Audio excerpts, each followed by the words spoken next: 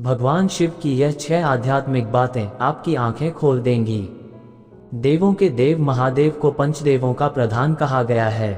ये अनादि परमेश्वर हैं और आगम निगम आदि शास्त्रों के अधिष्ठाता हैं। शिव ही संसार में जीव चेतना का संचार करते हैं। इस आधार पर दैवीय शक्ति के जीव तत्व को चेतन करने वाले स्वयं भगवान शिव शक्ति के साथ इस समस्त जगत मंडल व ब्रह्मांड में अपनी विशेष भूमिका का निर्वहन करते हैं। मृत्युंजयाय रुद्राय नीलकंठाय संभवाय अमृतेशाय शर्वाय महादेवाय ते नमो नमः। मृत्युंजय महारुद्र त्राहि माम शरणागतम जन्म मृत्यु जरा व्याधि पीड़ितम कर्म बंधन। अर्थात मृत्यु को जय करने वाले भगवान महाशंभु को हम नमन करते हैं, जिन्होंने नीलकंठ स्वरूप को धारण करके संसार के समस्त गरल विष को शमन किया है।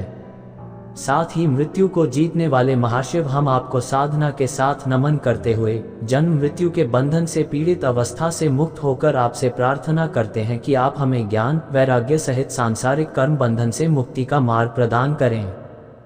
कल्पांतरों के अंतर्गत ऐसे कई कल्प व युग बीत चुके हैं जिसमें भगवान शिव की प्रभु सत्ता विशेष रूप से दृश्य होती है। शिव महापुराण के अनुसार वेद के अधिष्ठात्र ब्रह्मा जी को वेद का ज्ञान कराने वाले और वेद ग्रंथ देने वाले स्वयं भगवान शिव ही हैं।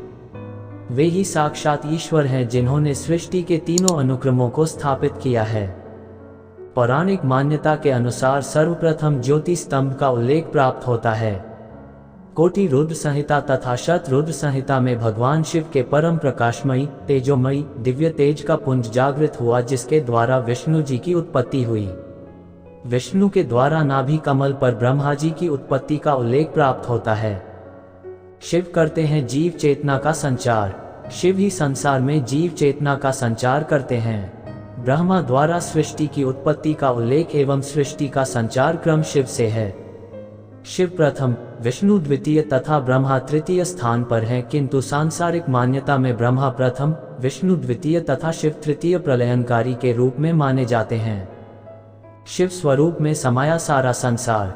भगवान शिव के स्वरूप तथा क्रिया विधि के अंतर्गत जो स्थितियां सामने आती हैं, उसे देखें तो जिन्होंने वेद पुराण के माध्यम से जगत को अपने ज्ञान तथा अध्यात्म से परिचय करवाया, ऐसे महाशिव एक सामान्य प्राणी को अपने विशिष्ट पद से लेकर आत्मा परमात्मा का अनुभूत सिद्धांत प्रदान करते हैं।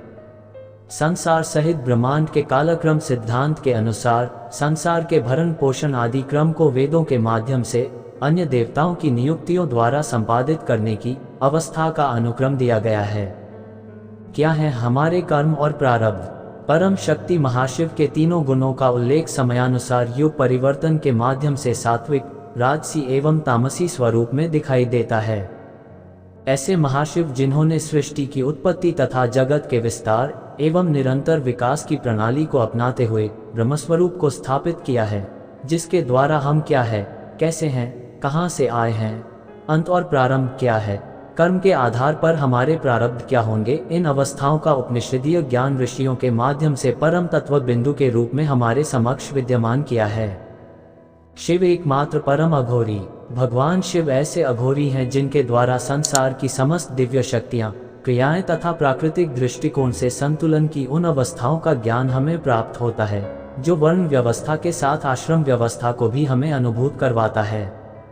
अध्यात्म शब्द से देखें तो 2 प्रभाव उल्लेखित होते हैं, जिसमें क्रमशः अधि आत्मा अर्थात वह आत्मा जो अधिभूत अधियज्ञ के नाम से जानी जाती है।